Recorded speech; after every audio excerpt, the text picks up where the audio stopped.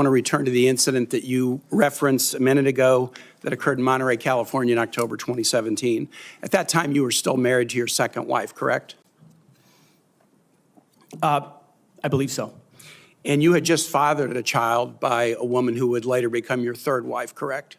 Senator, I was falsely charged, fully investigated, and completely cleared. So you think you were completely cleared because you committed no crime. That's your definition of cleared? You had just fathered a child 2 months before by a woman that was not your wife. I am shocked that you would stand here and say you're completely cleared. Can you so casually cheat on a second wife and cheat on the mother of a child that had been born 2 months before, and you tell us you are completely cleared? Senator, how is that a complete clear? Senator, her child's name is Gwendolyn Hope Hegseth, and she's a child of God, and she's 7 years old. And she was, and you cheated on the mother of that child less than 2 months after that daughter was born, didn't you? Those were false charges. Well, it was fully investigated, and I was completely cleared. And I am so grateful for the marriage I have to this amazing woman behind me. You've admitted that you had sex at that hotel in October 2017. You said it was consensual, isn't that correct? Anything? You've admitted that it was consensual, and you were still married, and you just had a child by another woman. Again, how do you explain your judgment? Completely false charges against me. You fully investigated, and I was completely clear. You have admitted that you had sex while you were married to wife 2 after you just had fathered a child by wife 3. You've admitted that. Now, if it had been a sexual assault, that would be disqualifying to be Secretary of Defense, wouldn't it?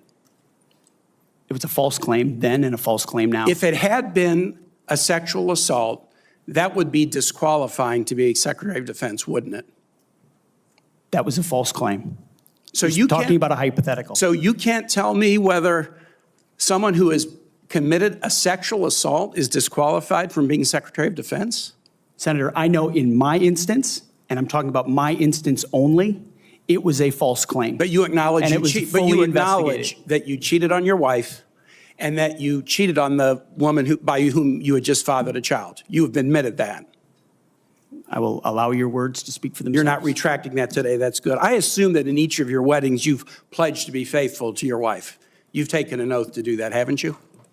Senator, as I've acknowledged to everyone in this committee, not a perfect person, not claiming to be. But no, I just asked a simple question. You've taken an oath like you would take an oath to be Secretary of Defense in all of your weddings to be faithful to your wife. Is that correct? I have failed in things in my life, and thankfully I'm redeemed by my Lord and Savior, Jesus Christ. In finalizing divorces from your first and second wives, were there non-disclosure agreements in connection with those divorces? Senator, not that I'm aware of. If there were, would you agree to release those first and second wives from any confidentiality agreement? Senator, it's not something I'm aware of. But if there were, you would agree to release them from a confidentiality agreement? Senator, that's not my responsibility. Did you ever engage in any acts of physical violence against any of your wives? Senator, absolutely not. But you would agree with me that if someone had committed physical violence against a spouse, that would be disqualifying to serve as Secretary of Defense, correct? Senator, absolutely not have I ever done that. You would agree that that would be a disqualifying offense, would you not? Senator, you're talking about a hypothetical. I don't think it's a hypothetical. Violence against spouses occurs every day.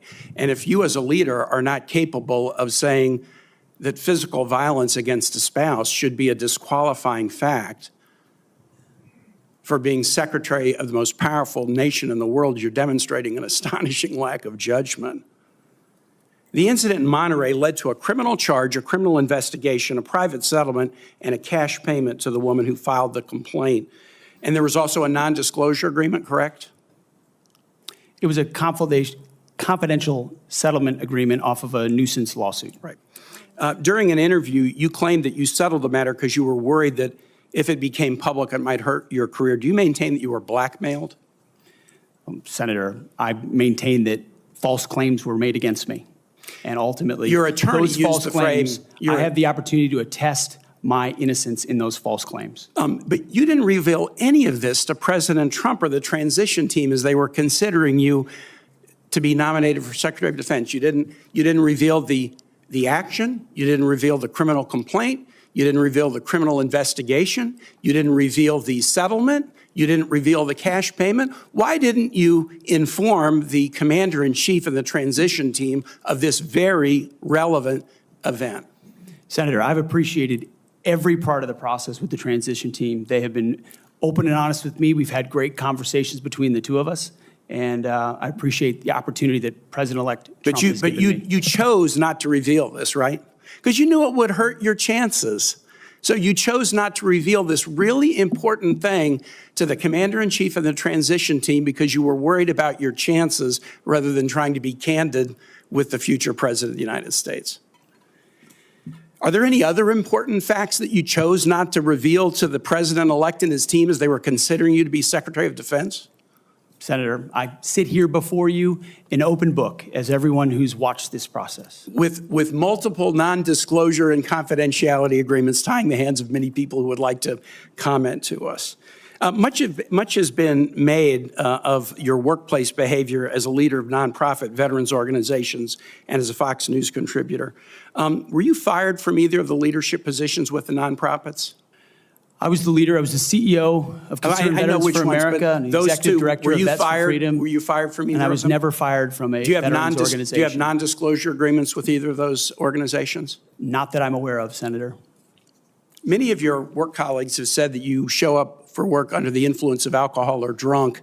I know you've denied that, but you would agree with me, right, that if that was the case, that would be disqualifying for somebody to be Secretary of Defense. Senator, those are all anonymous false claims, and the totality they're not anonymous. The letters on the record here. They're not anonymous. On the record, people we've seen records with names Vets attached for Freedom, to them. Concerned Vets for America, and Fox News attributing to me working hard every day on behalf. One of your colleagues said that you got drunk at an event at a bar and chanted, "Kill all Muslims." Another colleague, not anonymous, we have this, said that you took coworkers to a strip club. You were drunk, you tried to dance with strippers, you had to be held off the stage, and one of your employees in that event filed a sexual harassment charge as a result of it.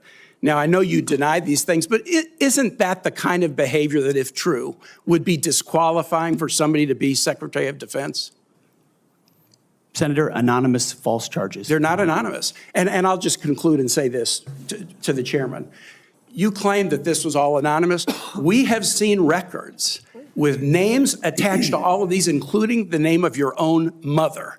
So don't make this into some anonymous press thing. We have seen multiple names of colleagues consistently throughout your career that have talked about your abusive actions, Chairman, attitudes, I think he's words, over and his time. statements He's way to women. over his time. I now yield.